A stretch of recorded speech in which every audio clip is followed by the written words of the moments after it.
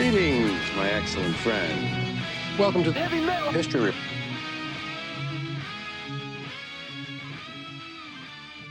Welcome, listener.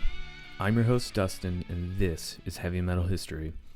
On this episode of the podcast, we're going to be going into April of 1980. We're going to be talking about 3 records on this episode, but 2 of them are from some of the most prolific bands in the history of the genre. One of them is a punk rock icon, and the album itself is a classic in its own right. So we're going to be talking about X, Los Angeles, Iron Maiden, self-titled, and Judas Priest, British Steel. Now, there is one record I am omitting from this month that was released in the same time, and that is Black Sabbath's Heaven and Hell, which we talked about in our Black Sabbath episode.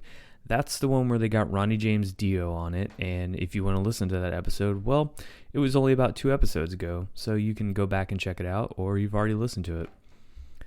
So with that, we're just going to get right into it. We're going to go into our first record here, which is X, Los Angeles. It was recorded January of 1980 and released April 26th of 1980.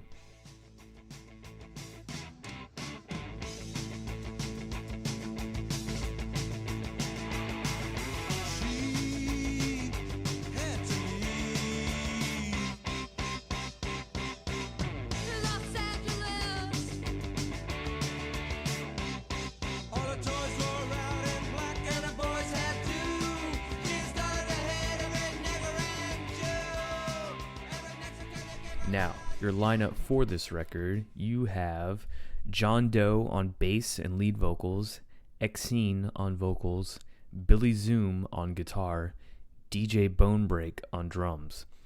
And you have some additional personnel on this record on the production side. You have Ray Manzarek, who did organ on Soul Kitchen and Nausea, and he also did the production for the record. So a little background about the band before we get into this record itself, because this is their debut record. And, I've kind of talked about this on our previous episode. I think you can't talk about heavy metal without talking about the early days of punk rock, because the two eventually fused to form like hardcore music and even metalcore a little bit eventually. So there are a few choice punk rock records, especially in the early 80s, that I chose to talk about, and this is one of them for sure. So the band itself was actually formed in 1977 when John Doe and Billy Zoom both placed ads in the same issue of LA classified publication The Recycler. They both said that they were looking to form punk bands, and then they decided to meet up. And speaking of that meeting, Doe recalls, Billy looked like he was from outer space. He had bright blonde hair and a silver leather jacket. And so, funny enough, similarly, it was Doe's appearance that kind of struck Billy Zoom first. He said that he had these blue suede shoes that were really pointy and had brass caps on the toes and heels. He looked really sharp, and he had a really good song ideas. So pretty much what happened with that is that Billy Zoom had moved to LA from Illinois in like the late 60s with the hopes of doing guitar session work. And he kind of wound up playing like all these sideman gigs with bands like the Drifters, Johnny Guitar Watson, Big Joe Turner, and Gene Vincent, who wasn't very popular back then, so to speak. But he says it was worth it for the fun of it, and largely it kind of turned him off to all the bullshit that popped up in the 70s. You had all these like overproduced, super processed, oversensitive, we're so arty arena bands, as he put it. That is his opinion. And so he said that he was ready for something new. And so on the opposite end of that, Doe moved to LA because it's a place of dreams, my friend. That is his quote. And he said that he was attracted to it because it seemed like people could reinvent themselves. Quoting, he says, "It was a visceral thing, and I was a fan of the writers that came from LA and an old movie buff. The underside of Hollywood. And right after that, Kenneth Anger's scandalous Hollywood Babylon book came out, and that was just the best." So kind of after settling there, he enrolled in a writing workshop at a Venice bookstore where he met Cervenka, another transplant, who said that she was just trying to get out of Florida. And she says that The other people look like what you would expect poets to look like in 1976. And what does that mean? Basically frumpy or nerdy, he said with a laugh. And so Exene stood out because she was really unique and beautiful, and you could tell there was something deep in there. So I was just sitting there, and he came down and sat next to me, she says. We were talking, and he said, "You want to go next door to the jazz place and get a drink?" So we did that, and he told me about punk. And so they started going to shows, and before long, they were dating, and Doe was bringing her a song called "I'm Coming Over," and her along with it, and she went to X rehearsals after that. So after playing with a few drummers who never quite fit their sound, they hooked up with Bone Break, who was a Valley boy who impressed them by wielding like this giant loud parade snare on stage with the band Eyes. And so that was the classic lineup of the band, and that was complete by 1978. So their first single was called Adult Books, and that song kind of has like this calypso-esque beat where Doe and Cervenka sang about boys and girls with love lives complicated enough to fill a Valley of the Dolls sequel. And so eventually what happened is they crossed paths with The Doors keyboardist Ray Manzarek. That's who I was speaking of earlier, who produced the album, kind of an odd, involvement, so to speak. You would never think somebody from The Doors would be interested in punk rock, especially that, they're like this older kind of rock band. But at the same time, Jim Morrison did have somewhat of a punk ethos, so to speak. But speaking of that, he says that Ray Manzarek came to the Whiskey to hear another band that we were opening for, and we started playing Soul Kitchen, and his wife Dorothy had to elbow him like, "Look at that," and he's going, "Huh?" And so he didn't recognize it. He became enamored with the band and tried to get them signed to Elektra, but that didn't pan out. So basically what they decided to do is just record it on their own with Manzarek producing. And even though they had enough unheard music for like 2 LPs, they pretty much picked about 9 songs, including Soul Kitchen. And that would become their 1980 album, Los Angeles. And basically after that, all the leftovers from that recording session would later on to be put on 1981's Wild Gift album. So, after that, man, it didn't really take long for the band to make a name for themselves, especially in the LA punk scene. And so later in the same year, they recorded their first single, Adult Books, and it was released by the seminal West Coast punk label Danger House Records. The single sold well, and X's song Los Angeles appeared on the label's Sampler LP. And, the band was kind of unhappy with Danger House's business practices and kind of opted to record their first album for Slash Records, which was an offshoot of the LA punk zine. Punk zines were like really big in the 80s, and I guess, they're still like a really niche thing these days. I don't think they hold as much clout or weight as they used to, but that was a big thing back then. I mean, that was like totally punk rock DIY driven. So yeah, I mean, with that, obviously Manzarek was impressed with them and their songs. And so Manzarek did play keyboards with the band on a few gigs. And, the Soul Kitchen is a cover of a Doors song, and they covered it on stage, and he played with them on stage, which is pretty awesome. And the album itself was recorded on a budget of only $10,000, and it was eventually released in April of 1980, like I mentioned earlier. And when it was released, it immediately got rave reviews. Punk fanzines loved it. Even big league kind of music press enjoyed the record as well.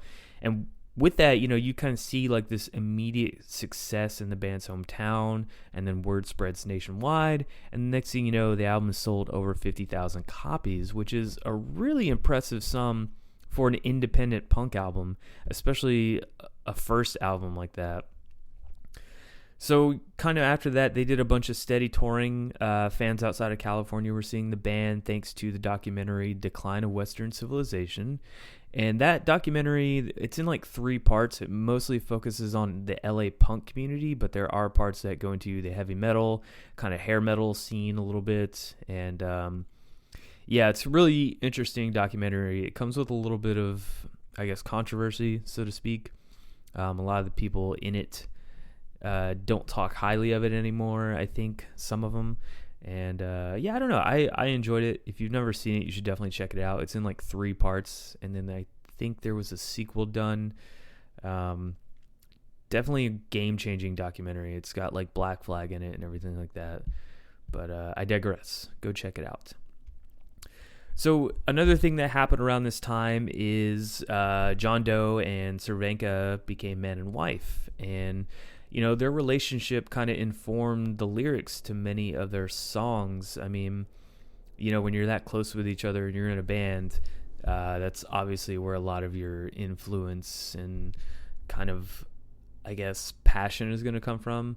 So, yeah, it's, I think, you know, they later divorced and everything like that, unfortunately, but you know, that's kind of a hard thing to keep together, a marriage, when you're in a band together. It's got to be rough for the other guys in the band, too. Now, the songs that the band recorded for Los Angeles were most typically punky, and, you know, it's like the ones they had in the repertoire, you know, like they have like a Ramonesy kind of song called Your Phone's Off the Hook, but You're Not. And, you know, they have a song called Johnny Hit and Run, Pauline, and it's kind of got like this Johnny Be Good intro. And then there's like a really kind of sludge kind of song called Nausea, but that's really offset by Manzarek's organ on that song specifically. And yeah, I don't know, it's definitely like a interesting record if you've never listened to it. I think this band was kind of at the forefront of experimenting with a lot of different sounds, and you know, this is early 1980s, so heavy metal isn't quite taking off. I mean, obviously, you know, we're going to get to 2 records that make it take off, but things are still forming. Things are still kind of being evolved, and X was like a nice little offset between that, I think. So Doe actually based the springy title track's sardonic lyrics on a friend who'd moved to London and subsequently had a nervous breakdown. He says that she'd just gotten fed up with it. She had lived there for a couple years, and she became more and more racist and stereotyping people. And to be honest, there was a lot of shock value intended in lyrics. I wanted to show the darker side or underbelly of L.A. People like Dashiell Hammett, James M. McCain, and Nathaniel West did. The Doors did it, so it was time for an update. So obviously, you know, there's a lot of realism in their lyrics, and that's like par for the course for a punk rock band. You know, you got political kind of aspect, you got, you know, anti-government, authoritarian, anti-everything. And that's what punk rock is, man. So, you know, they're obviously like making light of all these social situations and putting it in their lyrics. And I think that's at its heart what makes it a punk rock record. Now, kind of one of the last things I'm going to talk about here before we go into our next record is the cover of the album, because there's a little bit of a story behind it, I guess. So speaking about the cover, they said, we really didn't know what to do for a record cover, so Bob Biggs, who owned Slash Records and Slash Magazine, built an X out of plywood, I believe. It was 8 feet tall. He took it out into the desert and covered it in rubber cement and set it on fire, and they took a film of it. There were all these frames of this film with a burning X, and there was one frame where that little face sort of appeared in the middle of it, and everyone said, that is provocative and striking, so it was kind of a no-brainer. And speaking of like the other photos and the kind of inner sleeve and back cover, they said that Frank Gargani was the photographer who took the inner sleeve photo. He had this big mountain of dirt built up and put up these candles.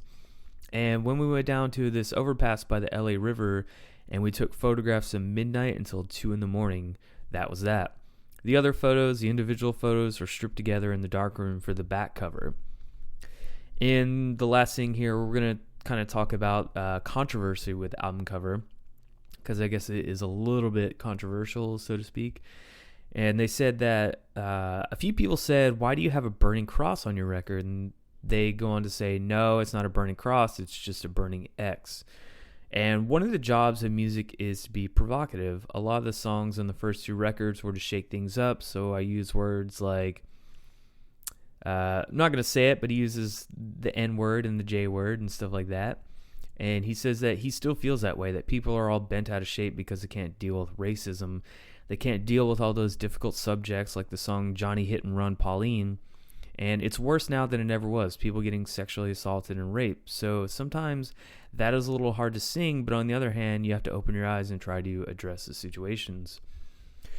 So I think he's being very blunt and in your face about those kind of things, but it's coming from a seemingly well-meaning place, not a hateful place. And I think that makes all the difference about the message, you know.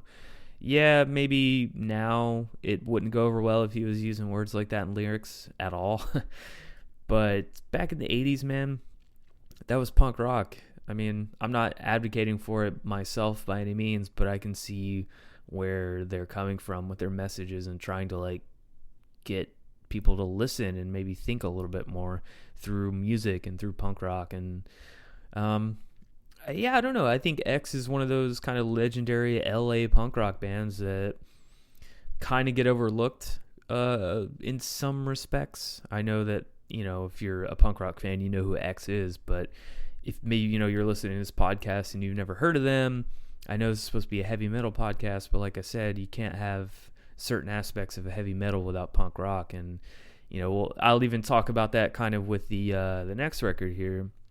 So if you've never heard this record or this band, I implore you to definitely go check them out. They're probably one of my favorite groups. Not top 10 for me personally, but they're up there for sure. So yeah, X is Los Angeles, man. It's a fucking classic, and it was kind of a no-brainer to talk about it in this episode. So that does wrap up all the information that I have on the making of that record. I'm going to move on to our next legendary record here, and that is going to be Iron Maiden. It was recorded January of 1980, and it was released April 14th of 1980.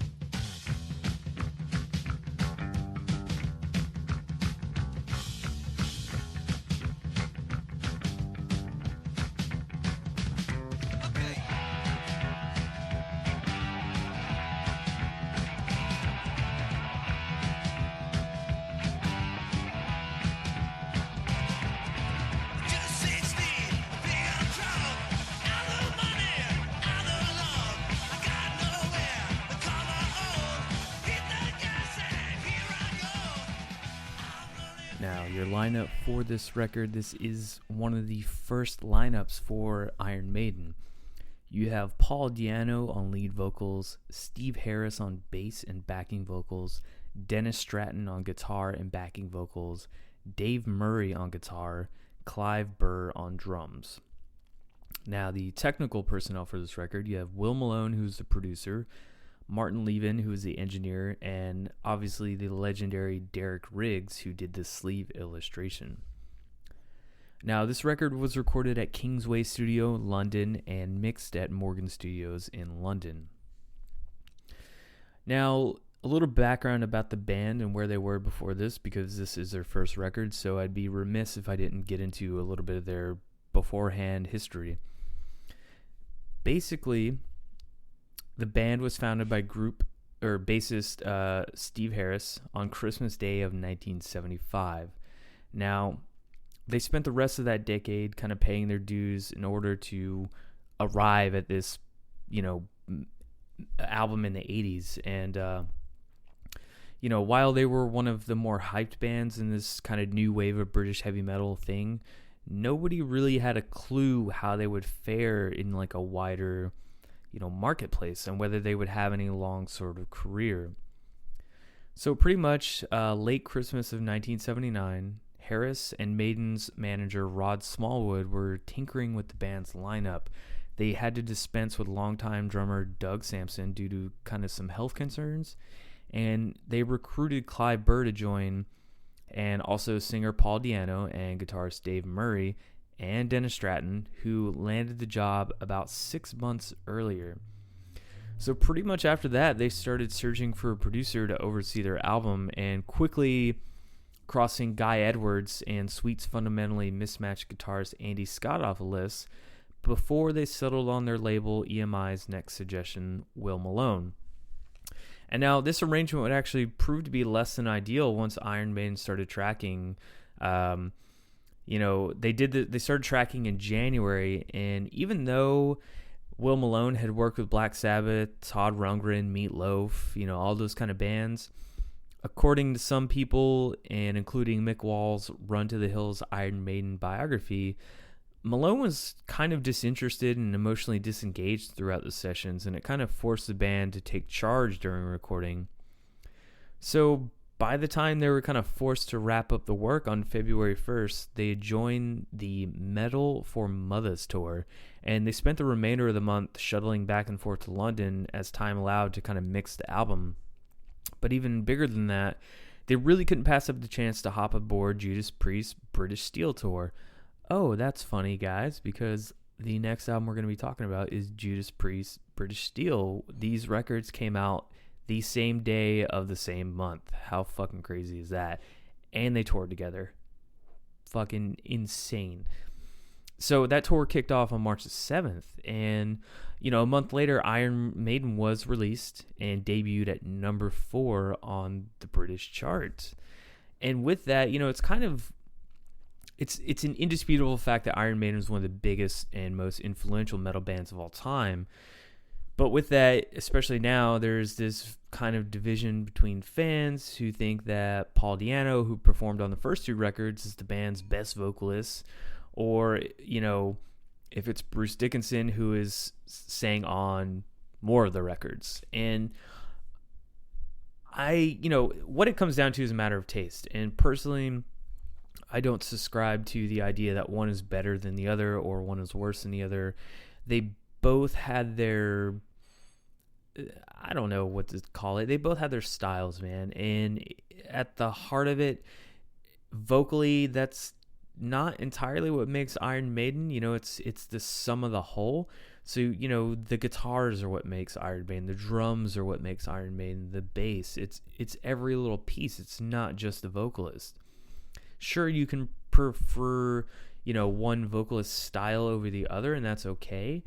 But I feel like you're limiting yourself on all this other great music if you're only worried about 2 records of a band that came out nearly, 40 years ago now, 30, 40 years ago. And, it's a silly thing. You can like both of them, and it's not a big deal. So I feel like people need to kind of get out of that mindset of like, oh, this singer's better than that one, and this one's worse, or I don't like this. And it's, it misses the point of the music too. So pretty much the bands got a little off track there, but, it's just like my opinion of the two. Di'Anno is on this record. He's the one that matters for this record. So the album came out April 14th in 1980, like I said, and clearly it demonstrates differences between 2 singers. I mean, Di'Anno had a little bit more limited vocal range, but it was more raw, it's more abrasive, and that kind of style makes songs like Running Free and Charlotte the Harlot, and especially the title track, a little punchy and like punk tinged. And that's kind of what I was talking about from the last record. Di'Anno is a little bit more of a punk rock guy. And even speaking to that, Di'Anno himself says that, I came from more of a punk rock background than a rock background. I didn't even know who Iron Maiden were back then. Then a friend of mine told me about them, and at first I didn't know what to think, but their music grew on me. And now, this has actually been a point of contention between the band and Di'Anno simultaneously. Is, for a certain point in time, he was like, yeah, we were, punk rock influenced very much, especially me.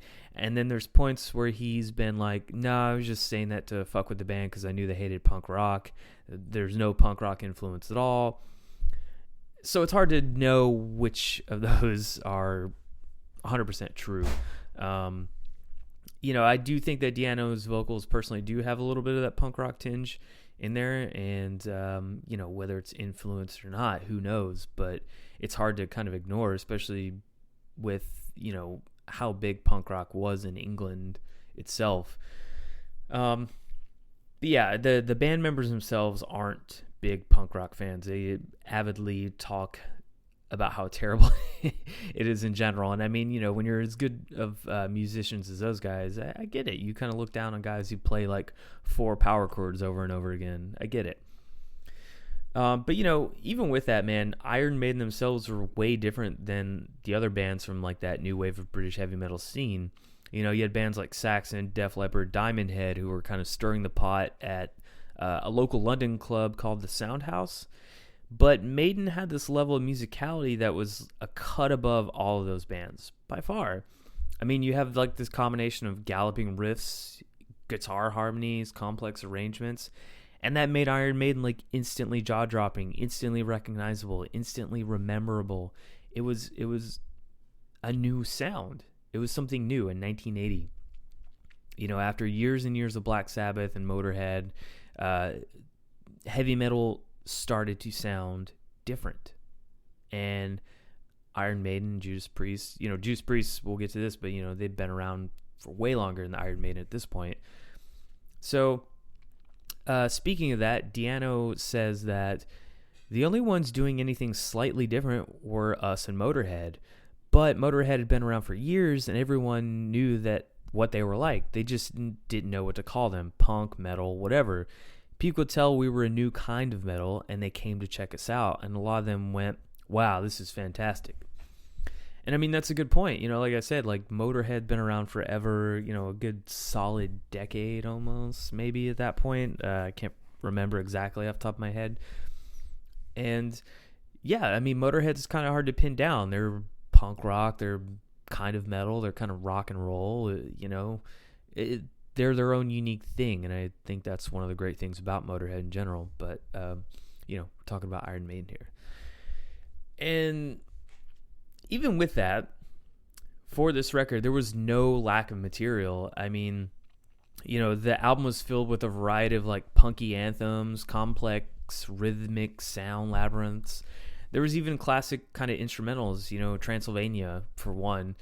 And I mean, right from the start, you have that aggression and attitude with the song like Prowler, and it kind of starts off with this killer riff and a memorable like wah-wah, lead. You got all these like sick lead works, and that's even before the vocals start. And that kind of demonstrated that Iron Maiden would be the showcase of like these kind of blazing guitars to rival anything by Judas Priest. And that was before Adrian Smith even joined the band, because at this point in time, you still had Dave Murray and Dennis Stratton, who later on would quit to join Lionheart in October of 1980. But even then, the driving force of Iron Maiden's sound has always been and will always be bassist Steve Harris. He wrote or co-wrote all the songs and lyrics.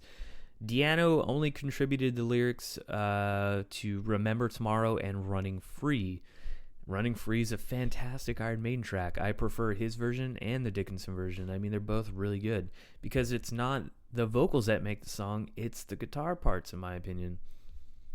But pretty much over the next year, kind of the unbalanced division of lyric labor would become kind of a sticking point between Diano and Harris. But when Iron Maiden recorded their album, everyone was just excited to be in the studio, and they had this really positive attitude about the entire creative process. I mean, Maiden knew most of the songs before it even inked a deal with Capitol Records, and so, like I said earlier, they recorded the album at Kingsway Studios in West London, and they did it in a mere 13 days in January of 1980.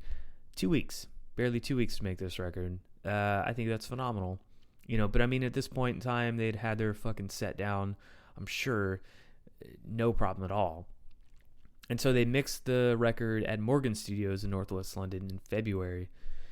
And pretty much after firing the other two producers, like I said, it was produced by Will Malone, who didn't really see an interest in it. And pretty much after that, that allowed Iron Maiden to kind of set their own labels and record much of the record on their own.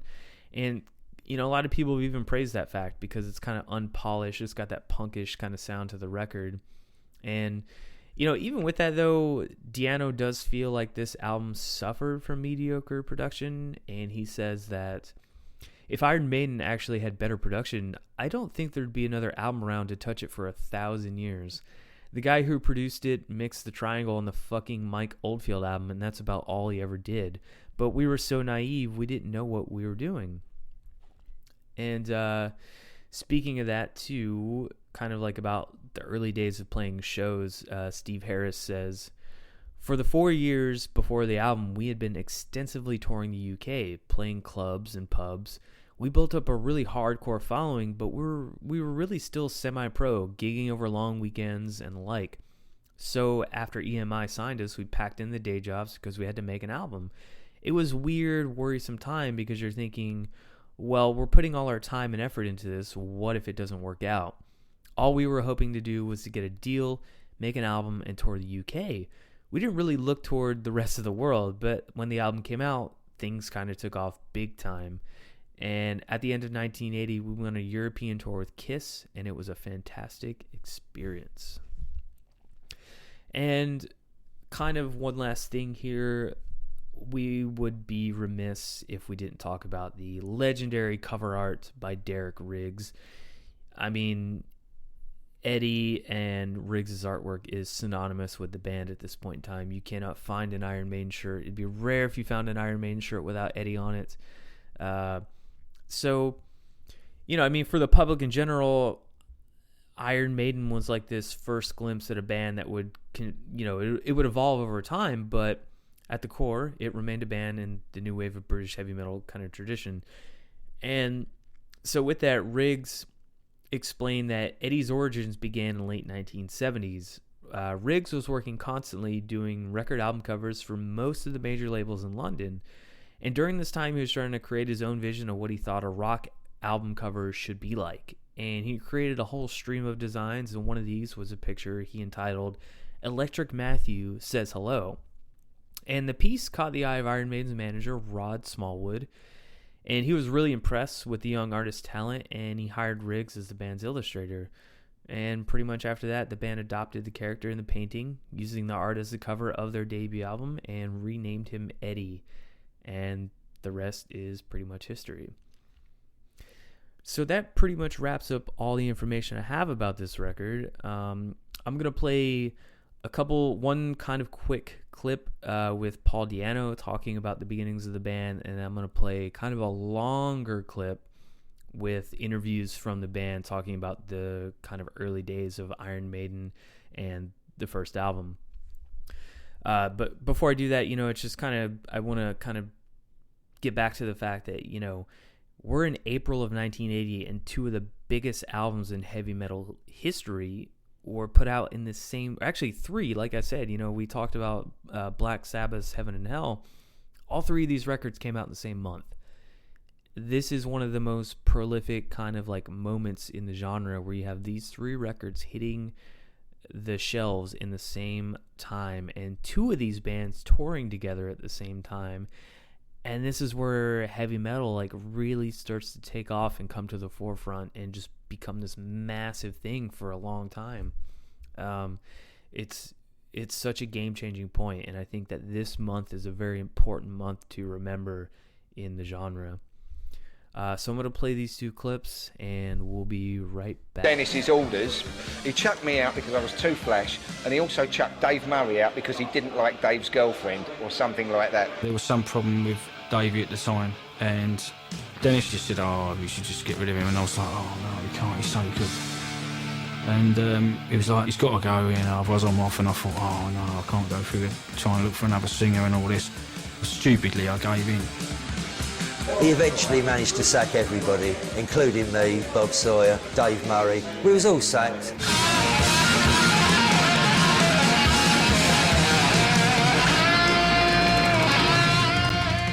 I called Terry Watford, who was in the band for a short while, guitar player, very good guitar player. I did the audition with Ronnie and probably one or two gigs, and then Ronnie sort of came out as well, and then we tried all various drummers, and we ended up with Thundersticks. Barry, as he doesn't really want to be known. He was a great drummer, but this one gig, I don't know, he was all over the show. He did this drum solo thing in the middle, and it just got worse and worse. And in the middle of it, he just stopped playing. He'd go, listen, all you so-and-sos, and stopped talking and listened to the maestro. And I thought, Christ, right, he's got to be a bit good now. He's got to get better now, and he just got worse. And it was like he dropped something. I mean, and I don't mean his stick. We realised that one guitar on its own wouldn't have been enough, as they were mainly doing harmonies. So at that point, and the only time, as obviously history says, they brought in a keyboard player, Tony Moore. They tried out with Tony Moore, the keyboard player, for a couple of times, and just wasn't Maiden. And in the end, it was just Steve and Denny. So there was like no band. Pathetic. One night he just decided to leave on the night of a gig. He turned up really late and said, I'm out of the band, that's it, I've had enough. I thought, well, at the end of the day, I might as well just take a few months to try and find, good people, So that's when I got Doug Sampson in. I'd actually first played with him in Smiler. I knew he was a good drummer and a good bloke and all that, and he was out of a job with a band, so I just phoned him up and said, look, do you want to come in with this? And he was mad up for it, I knew he was damn serious, and so was I at the time, so it was it made quite a good companionship, They wanted to bring Dave Murray back in, and I said at that point I didn't really want to play with a second guitar because I'd always played alone up to that point, so obviously I was out. These things get in the way, don't they? And you can't let them get in the way. When I played with Steve, I was about 24 and he was about 21, so I always thought I knew probably a bit more than him at the time. So, him and I'd be bickering about how the songs went, but obviously in hindsight, I know who got it right. Yeah, David rejoined the band when we only really had me and Doug Sampson. Everyone else had been fired or left or, couldn't turn up because they were, had a difficult girlfriend or something, or I don't know, whatever reason. There was just three of us. That was Dave, Steve and myself. We had no van, no lorry, nothing. Basically just an idea. But once we had the lineup of nucleus of me, Doug Sampson and Davey, that was a really strong nucleus, and we really wanted to go ahead there, and that's when we got Paul Diano. I said, we're looking for a singer, and this chap come along and said, my mate's a singer. He says, and he's bloody good. He says, we'll bring him to an audition tomorrow. And I saw Paul in the distance. He said, that's the bloke, he's a brilliant singer, I'll bring him along. And he dragged him along. I'm not even sure if Paul really wanted to go. He started singing, and I thought, bloody hell, this guy's good. And he was shit hot, So you think you can know me? Well, you better just sing again. Steve come round later on in the night and said, you got the job and that. I'm like, I really weren't that bothered, to be quite honest with you. But I went round Steve's house I think it was a week or so later, and went round, I listened to some of the stuff he's done on the bass and that, and I don't know, something just hit me. I'm like, blimey, I've got to do this. I've got to do it. And that was it. And then I was into metal, man. Right, there you go. He wasn't like punky when he first came to us. It was only after a little while when he realised it annoyed us, he tried to go down that road even more, I think. Typical Paul. Going on stage, he was really going for it, and that kind of bluesy type of vocal that those first few albums that he done with us, I think were great. Full of attitude, and the kids loved him. A different heavy metal frontman. He wasn't this tight white spandex trouser screamer, he was this gruff urchin, this rough and tumble guy. Added this real interesting edge to Maiden's music.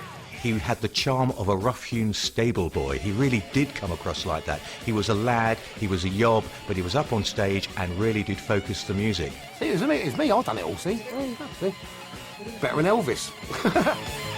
He never had the money to pay for his petrol contribution to the band and stuff, and I remember paying it for him once, so it's like he still owes me £4 plus 27 years worth of interest, but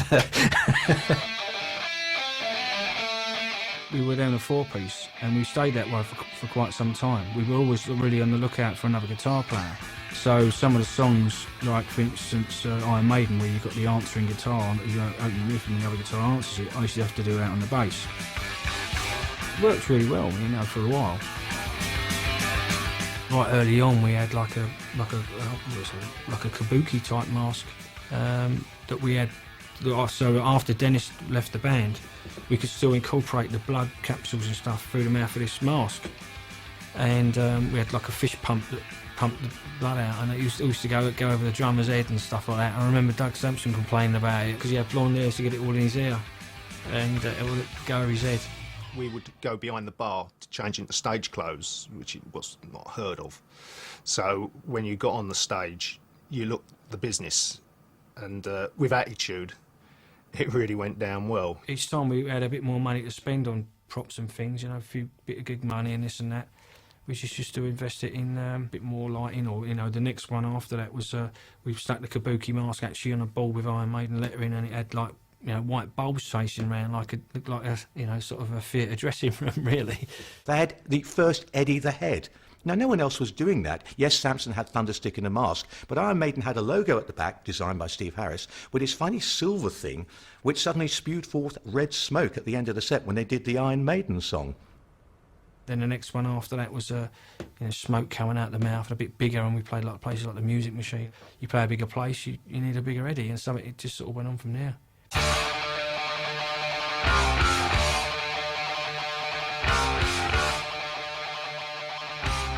I think for us to expand more musically, we had to get in another guitar player, you know, to be able to just broaden the whole thing. We had people in the band for like a week. I mean, guy Paul Todd was a very good guitar player, and he was in the band for, I think, a week.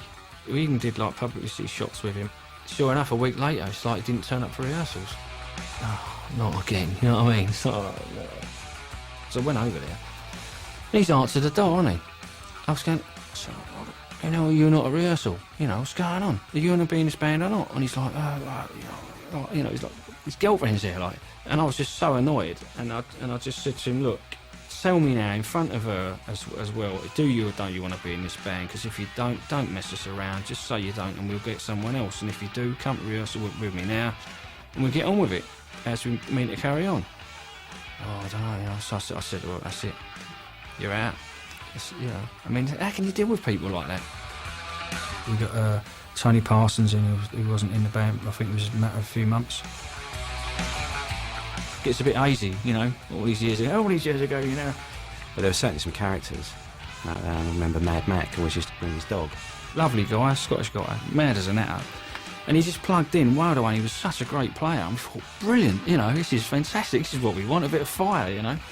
So he was jumping all over the place as well. I was like, bloody hell, what's he on, you know? We'd done a few gigs and he just completely froze on stage. And we thought, oh no, what's happening? We thought he was depressed or something. I don't know, we didn't know what to think. We gave him quite a few gigs because we really liked him, you know, to sort of sort it out or whatever, but he never did, and it just sort of went downhill from there. It was very, very odd. So that was sort of the end of him, really, but it was just shame. What a shame, what a waste.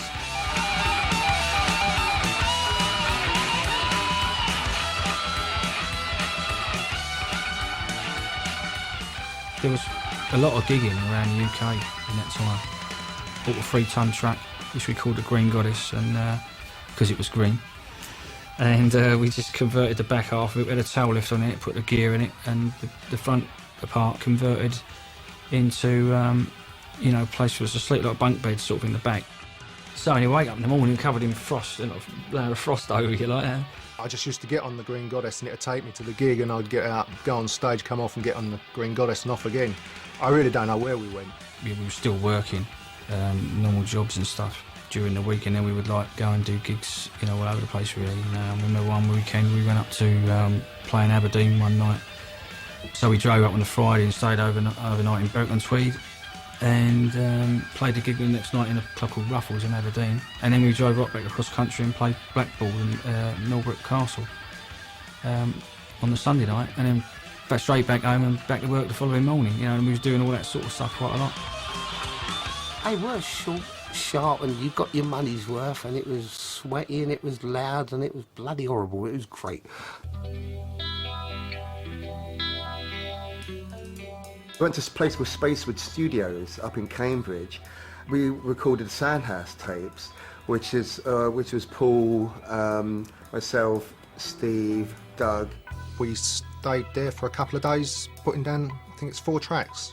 The only way we could afford that at the time was to go on New Year's Eve, because no one else wanted to do it then. Basically, we wanted to take the 2-inch tape home with us so we could actually, you know, embellish it and add more to the Sandhouse tapes, but we couldn't afford to buy the tape. It was only 50 quid, but we used all our money. Couldn't even afford an hotel or anything. It was just basically going to keep in the back of the van. because it was snowing so bloody cold. We was in this pub and pulled this bird, a young nurse, and she invited us all back to kip on her floor, and she had a lot of bedsit or whatever, but we was very grateful and just kipped on the floor in there, you know. The next week we went back to buy the tape, and the buggers had gone over it. So all we had was the 1/4 inch tape, and that's what we actually ended up releasing the Soundhouse as. What we left though with these songs were actually kind of now, you know, stood the test of time really, and they're great songs, and it was the first recording experience for us. And that's when we started hawking the stuff about, and we went to the Soundhouse and over Kingsbury Circle, and that's when we first met Neil Kane on it.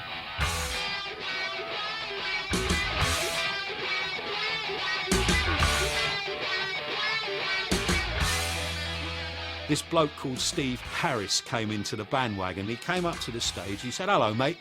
We've just recorded this demo. Would you give it a listen and maybe give it a play?" And I'm mortified for my reply. So embarrassing. So very sorry, Steve. And I said, "Oh, you and Afterworld, mate. You have to wait." And at the end of the night, I pocket the tape with the other intake of the night and I go home. And it wasn't the first I played. I guess I dismissed a couple. Suddenly, I put this cassette on, and I thought, shit, this is really happening. Who the hell are these guys? Man, I was so rude to this bloke. He walks in the door. He's got it. He's just got it. That's when the tape, some songs in the tape, you know, Prowler went to #1 in each chart. And you got Prowler and Rush and Whitesnake and people like that, and behind us, we're thinking, bloody hell, yeah, what's going on here? Me and Paul actually went down there one night, and obviously no one would know who we were, so we just went and stood and sort of wait to see what happens when they come on. And when they played Prowler, the place went berserk. There was people like just throwing serious shapes, you know, with all the air guitar and all this business. We were going, what the hell's going on here? There's something, you know, it was this real thing happening. And we think, blimey, they're throwing shapes to our song. It's like amazing. Steve and the boys eventually were invited to the Soundhouse to play live for the audience, and they didn't let us down. They delivered beautifully. The gig down is absolutely jam-packed. Sold out, you know, it's just amazing. They took the place by storm. You knew you'd been Maidened even then. The first time I saw them was at the legendary Music Machine show in May 1979, which was the birth of the new wave of British heavy metal. They were on the bill with Samson and Angel Witch, the creme de la creme of the London scene. And Maiden just blew me away that day. They were so focused, so professional and so energetic, and they had songs, and they stood apart from the other two bands on the bill, both of whom were very good. Kicked your head in, they did, basically. But the thing is, there was also complicated pieces in there as well, which made people sort of step back and think, oh my God, there was never another band like it. There was a time when somebody came down for a record label and said, hey, you know, you sound kind of punky and stuff, but your hair's too long. If you'll shave your hair off, and Dye It Purple would sign you up there and then. And we just kind of said, no.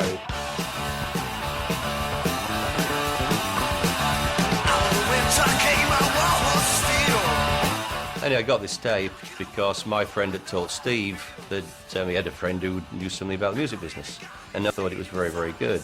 We tracks like Prowler, Iron Maiden, which eventually became the Soundhouse tapes, of course.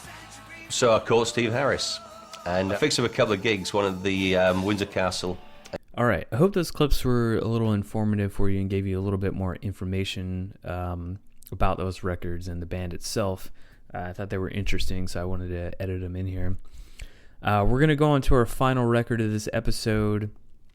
Again, another incredibly important record, like I mentioned earlier, and that is Judas Priest, British Steel. It was recorded January through February of 1980 and released April 14th of 1980.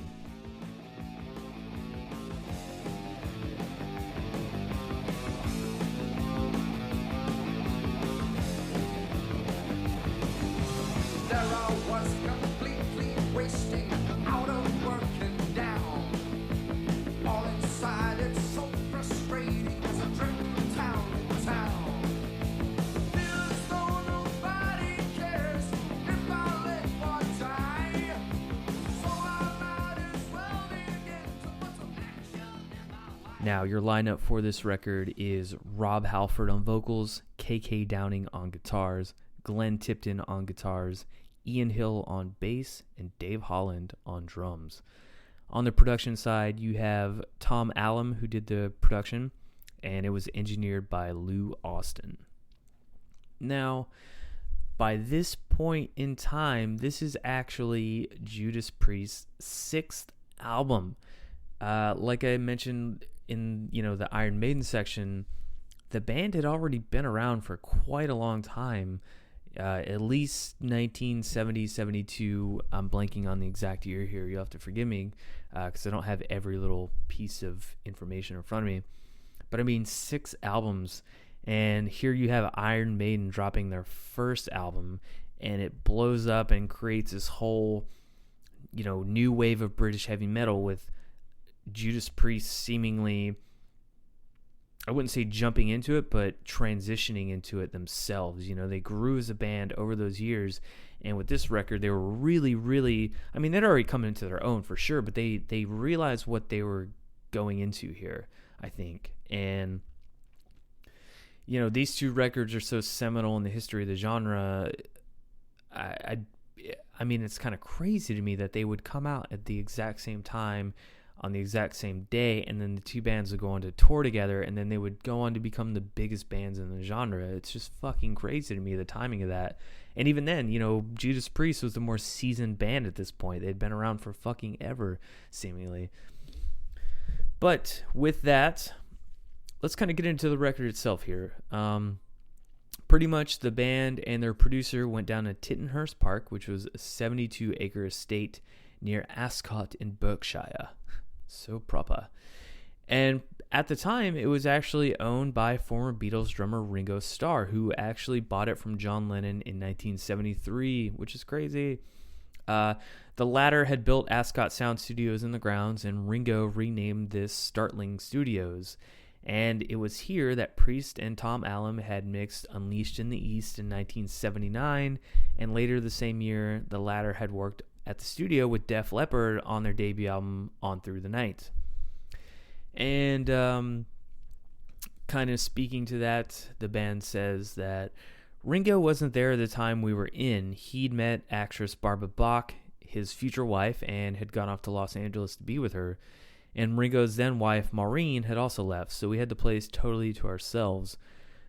But Ringo wasn't taking any chances. He took all the valuables out and also set down rules for us to follow. There was to be no riding of bikes on the grounds, so we did it. There was also to be no fishing in the lake, so we did it. And what do you expect from a Brummy heavy metal band? He also had 2 papier-mâché dinosaurs hidden in the grounds. They were massive, and when you came back pissed from the pub up the road, they could really scare you. And those are some fun little stories about, them kind of working on these grounds and in this legendary kind of studio. And, these are still semi-young guys. They're in their 20s, late 20s, I would have to imagine at this point. And, they're doing their 6th album. So by this point in time, it's just like, they've done this 1,000 times, so they know that they can kind of fuck around a little bit, I guess. And it's funny too that they were like, yeah, okay, we're not gonna do this thing you said. Totally gonna do it. It's fun. It's funny. Now, although this was more than a decent studio that they were working at, the band decided that they actually preferred the ambiance of the house itself when it came to recording. And speaking of that, they say that we set up each member in a different room, and the vibe worked really well. I think KK might have been in the room with the famous white piano, the one you see Lennon playing in the video for Imagine. And for some reason, the recording equipment was all in this tiny room behind the kitchen, adds Rob Halford. Not sure why that location was chosen, but it worked well enough. Now, the band also made a decision to go into the studio without having everything written and ready, something that they had never done previously. And speaking to why they did that, Glenn Tipton says that, I can't remember why we chose to do it that way. We'd never done it in the past, and we never worked like that again. We had about 60% of the songs written and ready to go. I know The Rage was written in the studio, and so was Living After Midnight. And speaking of that, Downing reveals that there's a story. He says, there's a story behind Living After Midnight. One night, Glenn and I were working on some guitar ideas when all of a sudden Rob appeared in the doorway in his dressing gown. And he said, "Do you mind?" He said. "Some of us are trying to sleep. It's after midnight." And that's where the song came from. So it's a pretty funny story about living after midnight. You know, a little funny inside joke that they made into a song, and it's probably one of their biggest songs. Now, the band were pretty busy both recording and writing. You know, the process itself was pretty smooth. They had little signs of external pressures, which was nice. And speaking of that, Ian Hill says that we felt comfortable with it all. There was a real discipline in the studio and no sense of panic. The whole thing just went off without a hitch.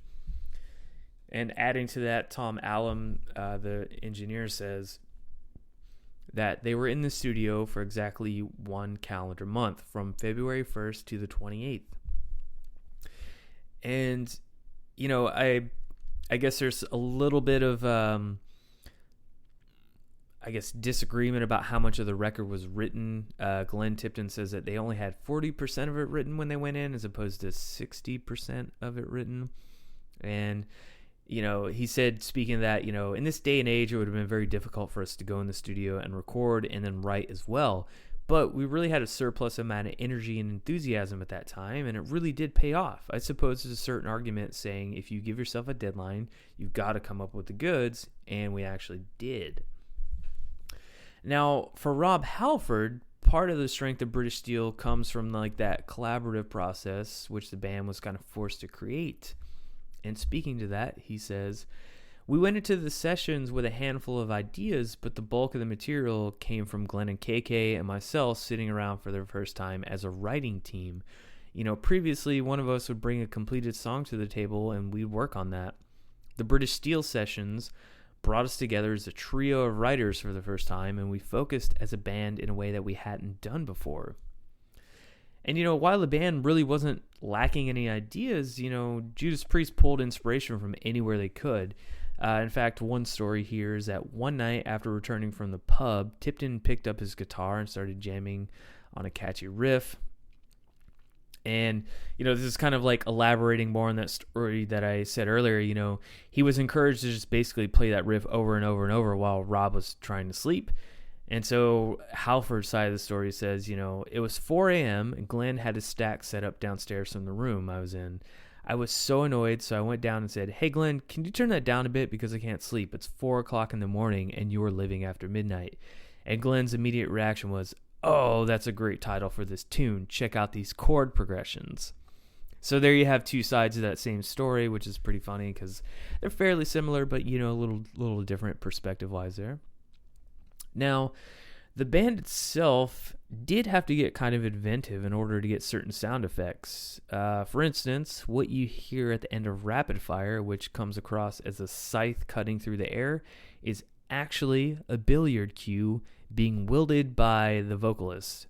And the sound of the marching robots across Metal Gods is cutlery. Speaking of all those kind of experimentations, Halford says that there was no such thing as samples in those days, so bands had to be a lot more imaginative. I often feel sorry for young musicians now because they've got everything at their fingertips. That sort of thing can stunt creativity. And elaborating on that a little more, Glenn Tipton talks about what they did to achieve some of those sounds. He says that what we did for Metal Gods was load up a drawer with cutlery, and then we shook it around and took out spoons and knives until we got it just right. It was trial and error, but worth it in the end.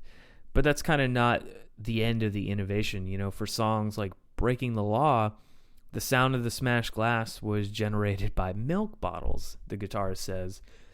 We just got a load of them, smashed them on the ground, and recorded it. It had the desired impact, but the sound of the sirens is real.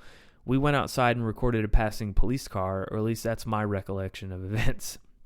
And there's actually kind of an alternative suggestion as to how the siren effect was made, and that's through KK's guitar using the whammy bar, but even the guitarist himself is currently unable to remember if that's the case. Speaking of that, he says, "I think we did try a lot of different things, like a door slamming for the start of Metal Gods and even putting light bulbs in the microwave, but I don't know if any of those things ended up being used."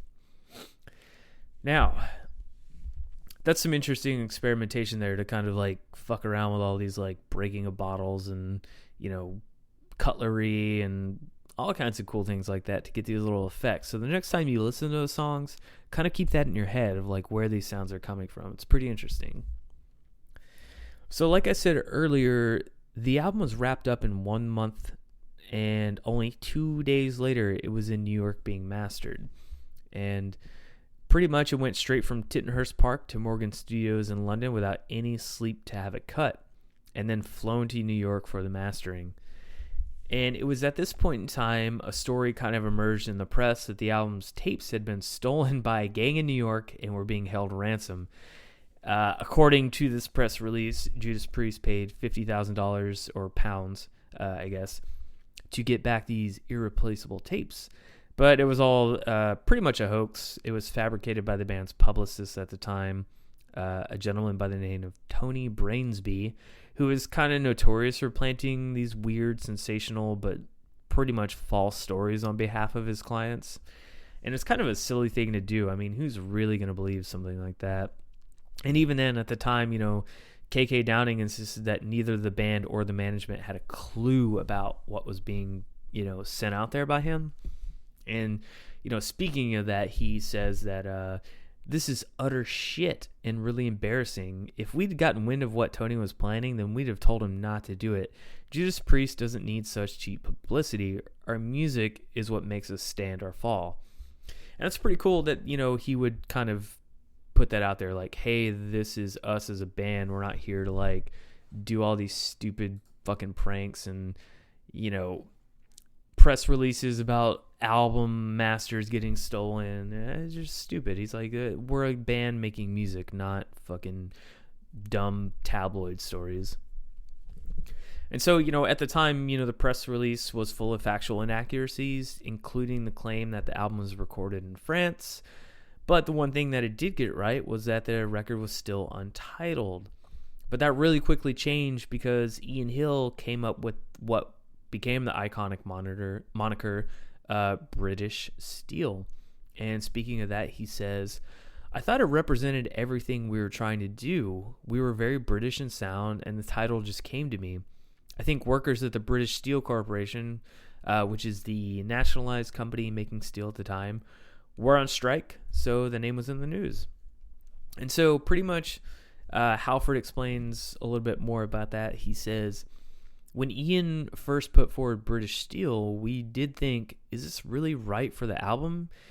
And he kind of goes on to explain the choice. And he says, but the more time went on, the more it did seem appropriate. And Tipton, who actually did work for British Steel Corporation for about 5 years, remembers that the band didn't have an alternative album title anyways. And he says that we never really thought about it, and once the album cover design came back, which was designed by Roslav Saibo, it made sense. That artwork really brought the whole thing to life. And he kind of continues to go on. He says, I remember the hand that gripped the razor blade, and in some countries they thought it was offensive because it looked like it was slicing into the fingers, so they airbrushed it so that it was just actually holding the razor blade, to which we said, no, we don't like that. It's got to have the finger slicing there. And funny enough, these days, there are actually, KK Downing does have alternative titles in mind. One that he feels fits the style and attitude of the record. And he says, it came to me one night, Sermons for the Teenage Rebel. You look at some of the song titles, Breaking the Law, You Don't Have to Be Old to Be Wise, The Rage. They got a real feel of youth angst about them. That's why I believe what we made was a people's album. It told their story. Everyone back then thought that the punks were the real agitators, but hey, we'd come up with an album that lyrically was more in tune with what the kids were thinking on the streets than any punk record. So it's kind of funny that, again, we have another band kind of citing punk rock, not necessarily influences, but that ethos of like, what real life is like on the streets and all these kind of socioeconomic things that are going on in life and writing about them in lyrics, but with a heavy metal kind of tinge, Now, the band themselves had absolutely no doubts that they recorded something really strong here. In the same was true with their record label. A gentleman by the name of Howard Thompson, who was the A&R man working closely with the band at the time, was pretty convinced that they'd deliver the goods. And speaking of that, he says that, "I thought Living After Midnight sounded like a hit the minute I heard it, and I like Breaking the Law too. I mean, how could you not? I think it would be fair to say Tom Allen played a significant part in their success. He was able to deliver most effectively on the heavy and commercial fronts. The band were all solid, easygoing, polite, but reticent guys. Like many musicians, they weren't too keen to interact with a record company guy, but they did what they needed to do, deliver a great album. So quiet, mutual respect was established." Now, Living After Midnight was released as the first single from the album, and that was in March of 1980, and it actually got to number 12 in the UK charts. And that was accompanied by a promotional video directed by Julian Temple, and it was filmed at Sheffield City Hall. Now, Temple also directed the video for Breaking the Law, which was shot in a branch of Barclays Bank in London. And, you know, kind of in this like pre-MTV era, which still isn't that far off from where they're at right now, a lot of these things were very rare. And speaking about those videos, Julian says, "I'd work with the Sex Pistols, and after that, nobody would touch me. But Judas Priest didn't seem to mind, and I ended up doing quite a bit of work with them in the end. I came up with the storylines for Breaking the Law, Living After Midnight by wandering around listening to them on an early Walkman while smoking a spliff. I always regarded the band as a comedy act, and deep down, so did they. We certainly had a lot of laughs on the set." Now, the album itself reached number 4 in the UK, and that was the highest charting album the band would ever have in Britain, and making it to number 34 in the United States.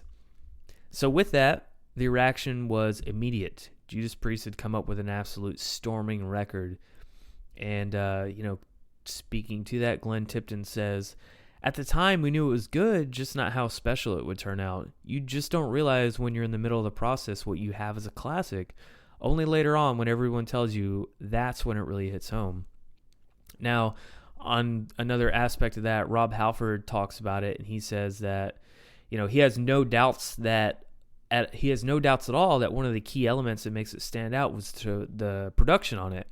And he says that, "I think with every great album, there's a timeless feel. You listen to the first Black Sabbath album or Led Zeppelin II or any of the wonderful Pink Floyd records, and they don't just belong to an era.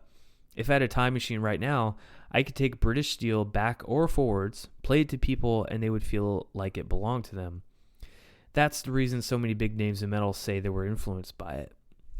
And one of those, funny enough, is actually Scott Ian of Anthrax.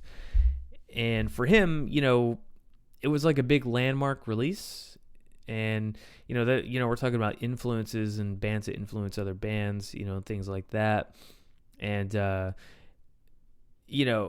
especially in 1980, when you have a band coming out and it inspires a band who would be one of the bigger bands of like a thrash metal era.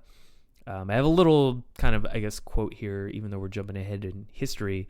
Scott Ian kind of talks about how it influences him, and he says that British Steel was a huge influence on and precursor to what the big four of American thrash would become, he explains. It's one of those perfect records at the perfect time, picking up from where they left off on the previous album. Priest kicked metal in the ass with breakneck songs like Rapid Fire and Steeler and set the bar. And they had already set the bar pretty high, even higher. And the overall energy on this record is unlike any other Priest record. The tracks literally jump off the record into my ears, all driven by Tipton and Downing's iconic riffs and Halford's insane vocals. In 1980, it was state-of-the-art, and it absolutely holds up today. So, there you have a guy talking about how much the big four of thrash metal, which would be a thing in about 4 years from now, how much this record influenced him. And I can see that 100%. I do disagree with one statement in here where he says that, the energy of the record is unlike any other Priest record, because I think that Painkiller has a better energy to it. I think that's like one of the I know it's a cliche one to like, but goddamn, there's some good songs on that record. But yeah, here you are seeing a band in 1980 that would go on to influence just a whole new wave of heavy metal. It's going to be coming out over the next decade. And that's why it's important to kind of give these two records the recognition that they deserve, and rightfully so.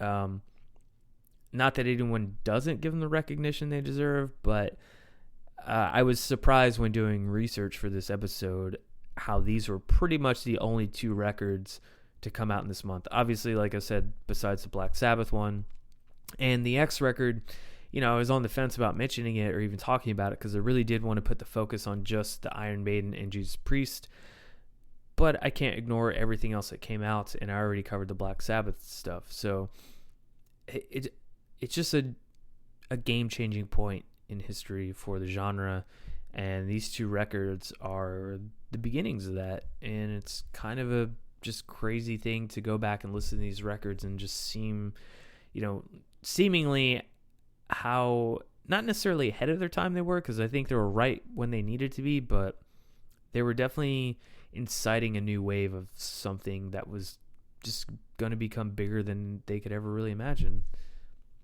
Now, the band started the British Steel Tour around the UK and mainland Europe in early of March 1980, and they were supported by who?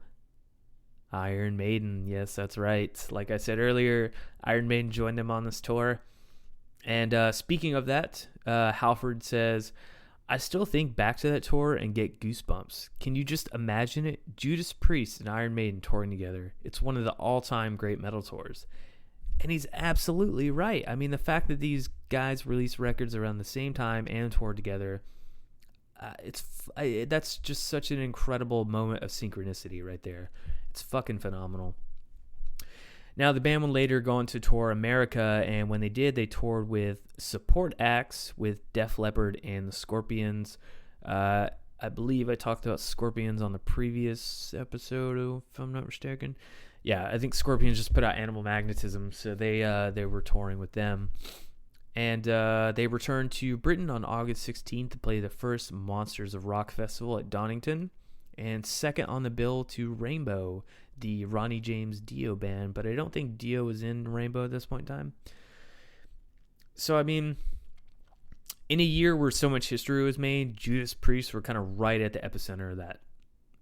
More so than Iron Maiden, because like I said, this was their sixth album. They had to kind of make it or break it at this point, and luckily for them, they broke it. And, this band, in terms of or especially this record, where does it sit in their whole discography? I mean, I think this is very high up there. It's definitely at the top, top 5 for sure. I know that's, personal opinion. I couldn't rate it right now, but yeah, it's up there. It's a timeless fucking record. And I mean, with the number of bands new and old who kind of continue to cite this record as a seminal sound for inspiration, it's kind of hard to argue with that. It does remain one of the greatest heavy metal albums of all time.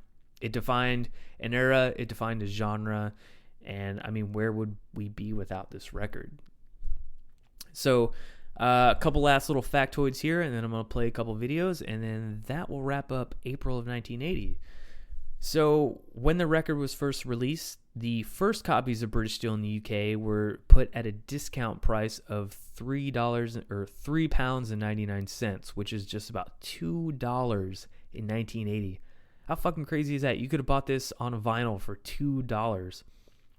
And they touted the campaign as a British Steel. Pretty good pun, if I do say so myself.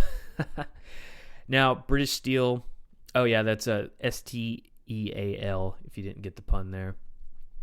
So British Steel rapidly went to gold in the United States, selling 500,000 copies, and in the years since, it's more than doubled that, and it's achieved platinum status. So I'm going to play these two interviews here with the bands. I forgot exactly what they are, but I'm sure it pertains to whatever this is, and you guys will dig it. So we'll be back after this. We were in Europe and preparing for the second leg. Of course, the first leg was a great success, the Metal Masters tour, and we didn't get to all the places that we needed to on the first leg. So we were just thinking, what else can we do? Because Metal Masters was such a success, and you try and recreate something of an excitement and a moment like that. And somebody said, hey, next year British Steel's 30 years of age, 30th anniversary. We said, man, let's do it. We've never done anything like this before, so that's how it started. Seems like 30 years to us, yeah. No, they've been great years. I mean, what better life? We've been travelling the world, playing music we love to great fans. It couldn't have just been an incredible 30 years. So it's quite significant, really, that we are out there now playing British Steel. It's like a big thank you to the fans as well. So it means a lot to us. It was a very immediate album. It's one of the only albums we've been into the studio, and it wasn't completely written, and we wrote about 40% of it, I would think, in the studio. And they're usually the best albums, If you can work too hard on songs, then they become overcomplicated. And with songs like Living After Midnight and Breaking the Law, it was a very, very immediate album that we all clicked, and it was just an enjoyable album to do, and you get that vibe from it. It's metal, and it's fierce and powerful, but it's very enjoyable as well. And I think that character comes across in it. We were just on this, rock and roll crazy train, as it's been called. We were in studio residence, John Lennon's former home. We had a really surreal moment. One night we finished work and we were sitting around having some food and watching the TV. And on the television, they put the video on, Imagine All the People. And we're in that same room, that behind us is the white piano. That's the room that Glenn woke me up, and I'm trying to sleep, and I hear jang, jang, jang, ka-jang, jang. It's like 4 in the morning. I'm like, oh God, I can't sleep, And I go downstairs and Glenn's, check this riff out, Rob. And I'm like, Glenn, what are you doing, dude? I'm trying to get some sleep. You're living after midnight or what? That's the title for the song. That's the title for the song. All right. So that officially wraps up April of 1980. I'm kind of repeating myself here over and over, but clearly the biggest month, the most game-changing month in the history of, not just this whole year, but the genre itself. It's just, when you're doing like research and looking back on all this stuff, and you realize these two records came out at the same fucking time, and these bands blew up at the same time, but one was on their 6th record, one was on their 1st. You have Black Sabbath in there, changing it up with Ronnie James Dio. It's a crazy time. I mean, the genre is really starting to gain a foothold here. So don't forget that. When you think about the history of the genre, you think about these bands, just remember April of 1980 was when it all kind of changed and started to move forward and evolve. So I hope you enjoyed this episode. As always, you can follow us on social media if you want. If you really are enjoying the podcast, please take a few minutes to leave a rating for us on iTunes or Spotify, wherever you listen to podcasts. It would mean a lot. It would help us out a lot, because I only want to grow the podcast, and we need listeners to do that. You can follow us on Facebook, Twitter, Instagram. Just look up Heavy Metal History Podcast, and you will find us. If you would like to send us questions, emails, a record we may have missed and not covered, email us at heavymetalhistorypodcast@gmail.com. Thank you so much for listening, and until next time, remember, be excellent to each other and